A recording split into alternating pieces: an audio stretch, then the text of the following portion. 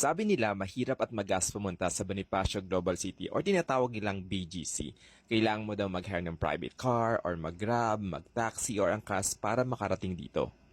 Did you know na pwedeng mag-commute papunta sa BGC na hindi kailangan gumastos ng malaki? Na-discover ko na may sakay ng bus sa bandang Ayala na lumilibot sa loob ng BGC. Kung manggagaling ka ng South or North, pwede kang sumakay ng carousel bus or MRT at bumaba sa Ayala.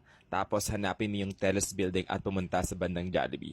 Sa gilid nun, nandun ang mga bus papuntang BGC. Dahil may dala akong beep card, hindi na ako pumunta sa counter. Iniscan ko lang yung beep card para makapasok at pumila habang hinihintay ang bus. Yung pamasahe dito ay nasa around 15 to 20 pesos.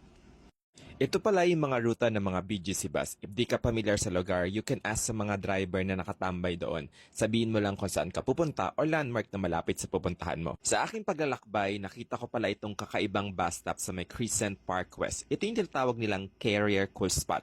In fairness, may lamig ako naramdaman pag upo ko dito. Mas mararamdaman mo yung lamig pag hapon or gabi. Kung nasa loob ka na ng BGC at gusto mong makarating sa EDSA, hanapin mo lang yung mga BGC bus terminal sa may West Route, North and East Express. Another option pala para makarating sa loob ng BGC, pwede kang sumakay ng carousel bus or MRT at bumaba sa Guadalupe.